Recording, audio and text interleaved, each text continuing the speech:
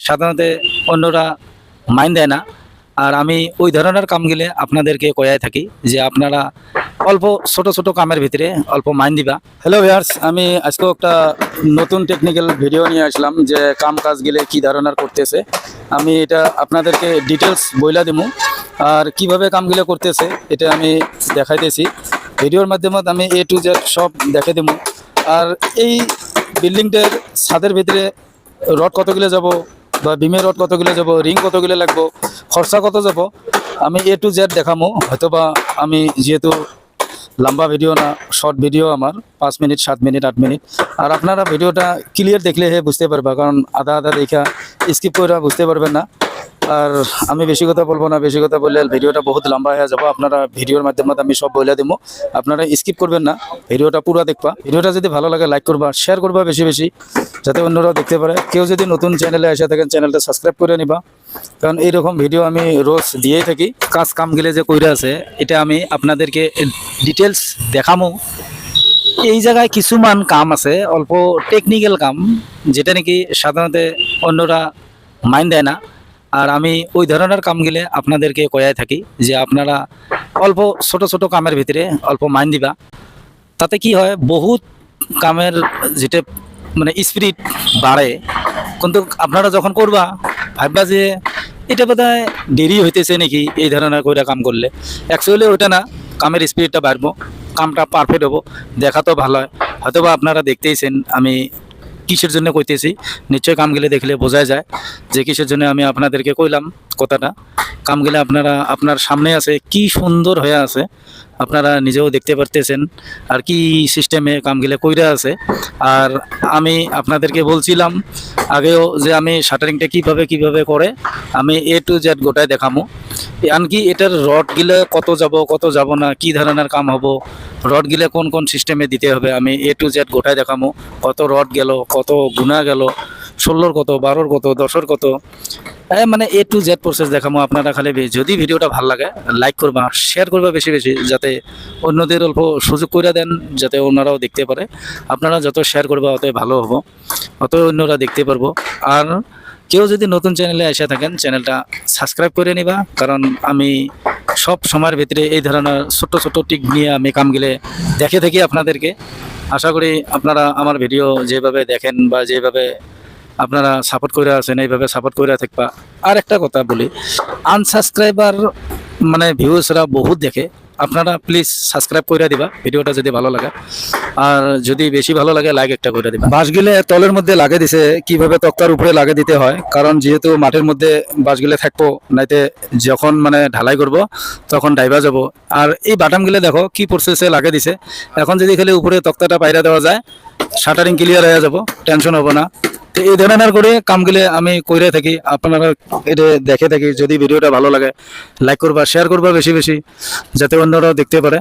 তো যেটা নাকি আমার কামের টেকনিকগুলা আমি ছোট ছোট আপনাদেরকে টেকনিকগুলা দেখে থাকি যে কিভাবে কামগুলো করতে হয় বা কিভাবে আমি করি। এগুলো কাম কিন্তু সবাই জানে, সবাই করে আছে। তার ভিতরেও কি হয়, আপনার খুব ভালো করে মাইন্ড করবা। কত জায়গায় বাঁশগুলো লাগার ডিস্টার্ব হয়ে যায়, যার ধরনে অল্প ডাইবা যায়, তলে মেলে না, উপরে মেলে না, লেভেলটা ভালো করে হয় না।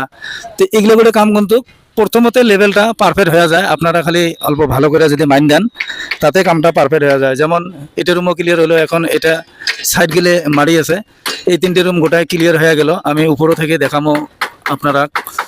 আর ভিডিওটা যদি ভালো লাগে লাইক করে দিবা, আর অন্যদেরকে অল্প সুযোগ করে দিবা, শেয়ার করে দিয়া।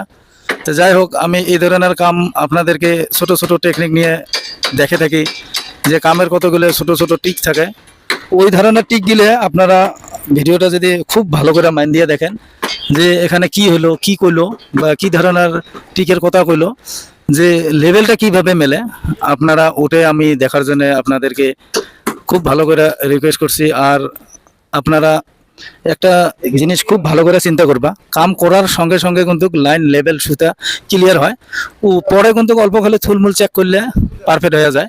যার ধরনে আমি আপনাদেরকে কয়া থাকি কাম করার সাথে সাথে সব কাম রেডি করে কামগুলো করতে হয়। যেমন করে আমরা এই ধরনের কামগুলো কইরা আছি, হয়তো বা এই ধরনের টিকগুলো আমি দেখে দিয়ে আছি।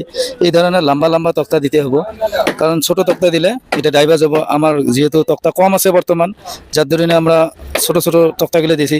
তক্তা আনার পর আমরা এটা আরো পাল্টে দিব। তো যাই হোক, এই ধরনের কামগুলো আমি দেখে থাকি। যদি আশা করি ভিডিওটা ভালো লাগবে, যদি ভালো লাগে লাইক করে দিবা, শেয়ার করে দিবা। এগুলো করার টেকনিক গুলো তোমরা খুব ভালো করে মাইন দিয়ে দেখবা যে কি ধরনের কামগুলো করতেছে বা কেমন করে কাম করে আছে। হয়তো বা অল্প আওয়াজটা আসতে পারে, কামের যেটা চুকুর থাকার আওয়াজ। এইভাবে কামগুলো করে থাকি। আর কত তাড়াতাড়ি দেখো 2 দিনের ভিতরে কত তো শাটারিং ক্লিয়ার হয়ে গেল। তার কারণ হচ্ছে যে কোনো কাম করার আগত আপনারা অল্প চিন্তা ভাবনা করে নেবা যে কীভাবে কামগুলো করলে কামটা আগবাড়বো, এটাই মাথা মারবা। আমি ওই ধরনের কামগুলো কিন্তু আপনাদেরকে দেখে থাকি। যে এখানে দেখো কত সুন্দর করে আমি দেখাইতেছি যে কিভাবে কামগুলো করতেছে। যেমন এই বাটামটা উপরে তুলবে, বাটামটা উপরে তোলার টেকনিকটা খুব ভালো করে মাইন্ড দিয়ে দেখবা যে কিভাবে তুলতেছে। এদিকে উপরে থেকে এখন রশি দিছে, তলায় রশিটা বাইন্ধা দিল, আবার এদিকে উপরে তুলে দিব। উপরেও দেখো, আপনারা খুব ভালো করে মাইন্ড দিয়ে দেখবা যে কি সিস্টেমে কামটা করতেছে। তো এইভাবে কামগুলো কিন্তু করলে অল্প সেভ হয়ে থাকে। খুব ভালো করে মাইন্ড দিয়ে দেখবা। দেখো বাটনটা আইসা গেল। তো যদি আপনারা কিবা কারণত এগুলো দেখার পরেও অল্প বুঝতে গন্ডগোল হয়, আপনারা কমেন্ট করতে পারেন, অসুবিধা নাই, কারণ ওই ধরনের ভিডিও বানিয়ে আমি দিয়ে দিব। আর যদি কিবা আমাকে জিজ্ঞাসা করেন কমেন্টের মাধ্যমে করতে পারেন, আমার ডিসক্রিপশনে নম্বরও দেওয়া আছে। আপনারা ওইদিকে যেয়া আমার কল করতেও পারেন, অসুবিধা নাই। আর কোনো ধারণা যদি কোনো লাগে আপনারা আমাকে জিজ্ঞাসা করবেন কমেন্টের মাধ্যমে, আমি নিশ্চয় জানাবার চেষ্টা করবো। তো আজকের ভিডিও আমি এতটুকু রাখলাম, নেক্সট ভিডিও আবার নতুন করে নিয়ে আসবো।